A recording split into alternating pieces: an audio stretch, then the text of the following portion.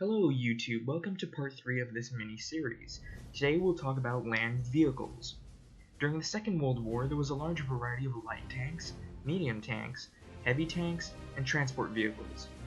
I'll only talk about vehicles that have important roles. Last video I presented 7 nations that can possibly be in the vanilla game at launch. Those nations were France, Russia, Great Britain, USA, Germany, Italy, and Japan. Therefore, it would be appropriate to showcase their vehicles. There's 11 categories in this video. There's anti-aircraft vehicles, tank destroyers, light tanks, medium tanks, heavy tanks, super heavy tanks, motorcycles, transport cars, armored cars, trucks, and half-tracks. Now, I added half-tracks in this video since I thought they can be used as a mobile spawn like the Y-Lighter in Battlefield 1, and trucks can be used to move a lot of players like the utility van in Battlefield Hardline. Note, not all nations will have vehicles for some categories, but most do. We'll start off with the US. The United States, for an AA vehicle, they have the M16 half-track. For a tank destroyer, they have the M3 gun motor carriage. For a light tank, they have the M3 Stuart, early in the war, and the M5 Stuart, late in the war. For the medium tanks, they have the M4A1 Sherman, early in the war, and the M4 Sherman, mid to late war. And for heavy tanks, they have the M18 Hellcat. Although this is a tank destroyer, it competes with heavy tanks. Not to mention, a lot of tank destroyers can't rotate their guns 360 degrees. That is why I'm considering it as a heavy tank. Now for a super tank, or super heavy tank should I say, they have the M26 Pershing. Now, the Pershing is a proper heavy tank, but the US needs something to compete with Germany. For motorcycles, they have the Harley Davidson. For transport cars, they have the Willys Jeep. For armored cars, they have the MA Greyhound. For trucks, they have the GMC CCK W5 352, should I say. And for half-tracks, they have the M3A1. On to Germany. For an AA vehicle, they have the SDKFZ62 with a 20mm. For tank destroyer, they have the Stug 3 Alfs D for early in the war, and the Stug 3 Alfs F for mid to late war. For a light tank, they have the Panzer 3 F. For medium tanks, they have the Panzer 4 F2 for early in the war, and the Panzer 4 H for mid to late. And a heavy tank, they have the Tiger 1, and a super heavy tank, they have the Tiger 2, also known as the King Tiger. For motorcycles, they would have the R71 BMW. For transport cars, they would have the Porsche 1A/KFZ18. For armored cars, they would have the SDKFZ222.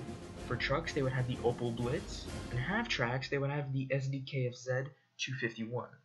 Now on to Commonwealth nations. So for AA, they have the T1 7E2.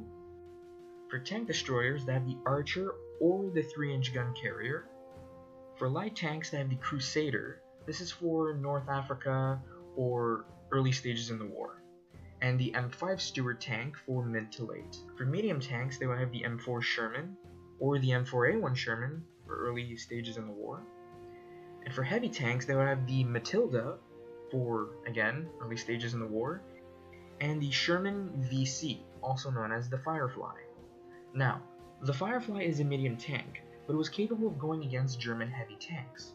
Also, Commonwealth nations used more M4s than the Fireflies, so I thought it would be appropriate to put the VC in this category. For super heavy tank, they would have the Churchill. The Churchill is in the same position as the Pershing, but they were present when the war started. For motorcycles, they would have the Royal Enfield WD/J2. For transport cars, they would have the Willys Jeep. For an armored car, they would have the Fox armored car. For a truck, they would have the CMP. And half-tracks, we can either see the Priest Kangaroo or the M3A. On to Russia. They have the 72K Gaz MM for an anti-aircraft vehicle. For tank destroyer, they have the ZIS-30. For a light tank, they have the BT-5. For medium tanks, they have the T-34-76 for early stages in the war, and the T-34-85 for mid to late war. For heavy tanks, they have the KV-1, and super heavy tanks, they have the IS-1. For motorcycles, Russia has the Ural motorcycle. For transport cars, they have the Gaz-64. For armored cars, they have the BA-64. And for trucks, they have the ZIS-5. Now for half-tracks, they could have the M3A1. But we can bend the rules a little, so that Russia can have the M3A1 to fill out this gap. On to Italy. So Italy, for an anti-aircraft vehicle, they have the Camionetta AS-42. For a tank destroyer, they have the Semovente da 7518. For a light tank, they have the Carro Armato L640. And for medium tank, they have the Fiat M1340. For motorcycles, they have the Moto Guzzi. For transport car, they have the Horsch 1A/KFZ18. For armored cars, they have the Autoblinda AB. For trucks, they have the Opel Blitz. And for half-tracks, they have the SDKFZ251. I would like to add that Italy used German vehicles and weaponry, similarly how Commonwealth nations used American vehicles and weaponry. On to Japan. For an anti-aircraft vehicle, Japan has the Type 94 20mm truck. For tank destroyer, they have the Type 1 Honi-1.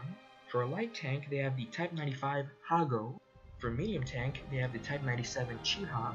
For a motorcycle, they have the Type 97 motorcycle. For a transport car, they have the Type 95. For an armored car, they have the Type 92 Chiyoda. And for a truck, they have the Isuzu Type 94. Finally, on to France. For an AA vehicle, they have the Berliet VPH. For a tank destroyer, they have the AMR-35 Renault ZT3. For a light tank, they have the FCM-36. For medium tank, they have the Char D2. For a motorcycle, France has one, but I wasn't able to find the name of it. For a transport car, they have the Lafley S15R. For an armored car, they have the Panhard 178. And for a truck, they have the Renault AHN. In total, there are 52 different types of land vehicles. This includes early and late war variants. I would like to add that many of the tank destroyers are self-propelled guns, but many of them were effective against tanks. The reason why I chose self-propelled guns is because their turrets can only rotate in the direction they're facing, like the A7B in Battlefield 1. They can inflict a lot of damage against tanks, and they can inflict damage against infantry. All of this will come at a cost. Their armor will be significantly weaker than tanks, and their turret emplacement brings them to a disadvantage. It's all about balancing. That's the reason why some vehicles aren't in their proper categories. Thank you for watching this video. I hope it was informative, and stay tuned for the next videos.